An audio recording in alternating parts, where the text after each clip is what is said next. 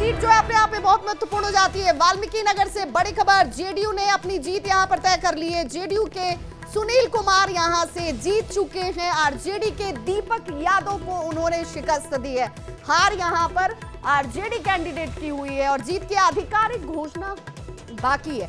हालांकि इस घोषणा के लिए कैंडिडेट इंतजार नहीं कर रहा होगा, वहां पर काउंटिंग सेंटर पर घोषणा हो जाती है, उसके बाद ये निश्चिंत हो जाते हैं। लेकिन जेडीयू के लिए बिल्कुल दोनों हाथ में लड्डू की जो बात हम कर रहे हैं, ये बहुत बेहतर और मजबूत स्थिति नजर आती है। स्ट्राइक रेट जो है जेडीयू का बहुत बेहतर, 16 सीटों में अब जीत वाली संख्या जो है वो लगातार सामने नजर आ रही है। सीधे रुख कर लेते हैं अपने सहयोगी विवेक का। धन्यवाद विभा। और जरा झारखंड की तरफ चलते हैं। जेएमएम के प्रवक्ता धीरज दुबे हमारे साथ हैं, सीधे उनसे बात करते हैं। धीरज दुबे जी, हमें जरा ये बताइए, झारखंड का हाल तो सब लोग देख रहे हैं और कल्पना सोरेन जीत गई हैं, तो ऐसी स्थिति में चलिए एक तो बूस्टअप अंदर से जो एनर्जी लेवल है आप लोगों का ठीक ठाक हो गया। हमें ज़रा ये बताइए कि जो अभी सिनारियो है या फिर जो अभी आपके सामने स्क्रीन पर जो नंबर चल रहे हैं, उन नंबर्स पर क्या रिएक्शन है आप लोगों का?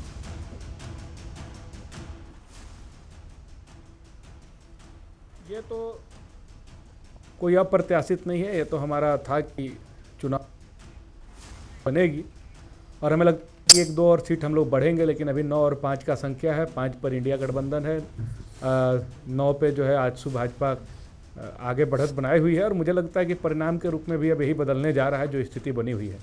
तो कहाँ 2 से हम लोग 5 सीट तक पहुँचे हैं, तब जब हमारी पार्टी, हमारे नेता को जो है नेस्तानाबूद करने का प्रयास किया गया, उनको जेल में बंद करने का प्रयास किया गया। लेकिन भारतीय जनता पार्टी जो 303 से आज 240 के लगभग में आकर सिमट गई, अगर उनके नेता प्रधानमंत्री मोदी जी को एक कमरे में बंद कर दिया जाता तो आज स्थिति ये होती कि वो 150 का भी आंकड़ा पार नहीं कर पाते।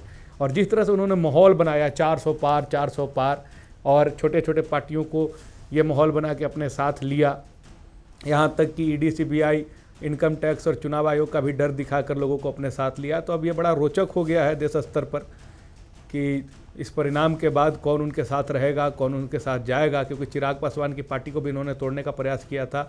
नीतीश कुमार जी को भी कई मंचों से जलील करने का प्रयास किया गया है। तो तय करना है कि देश की राजनीति में ऐसे लोगों को साथ देना है या ऐसे लोगों को सबक सिखाना है। नहीं, अभी भी ठीक है, सबक सिखाने वाली बात तो तब जब सरकार आपकी होगी तब सबक सिखाएंगे। अभी इन नंबर्स को देखकर क्या लगता है?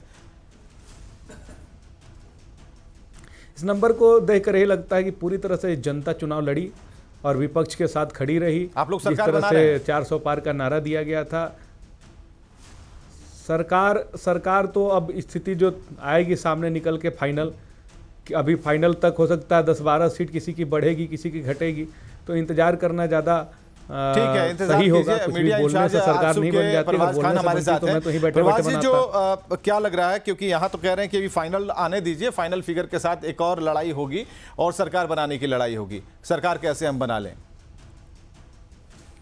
नहीं, देखिए स्पष्ट बहुमत की तरफ जा रहे हैं एनडीए, उसमें कुछ नहीं है। ये सपना संजय, देखिए इनको झारखंड में जो सत्ता में जो लोग हैं ना, उनको भ्रम फैलाना आता है। ये भ्रम फैलाना उसी तरह जानते हैं जहाँ पे अब देखिए ना, ये जो दिखा रहे हैं, जो आपका नंबर जो दिखा रहा है कि अब 5 सीट पे इनका जो अगर दिखा रहा है, तो 5 सीट में वो देखिए कि वो आदिवासी बहुल एरिया है और वहाँ पे लिटरेसी का भी अभाव रहता है। और ये जो ये एकदम बना, लेकिन जो उत्थान होना चाहिए, जिस तरह से होना चाहिए, आप भ्रम फैलाने में कामयाब रहे तो उसका ये नतीजा है। लेकिन अभी फाइनल रिजल्ट आया नहीं है। आप लंबा बयान भ्रम फैलाने जैसा ही है, भ्रम को तोड़ना। आप इतने साल, आज की पार्टी तो है नहीं।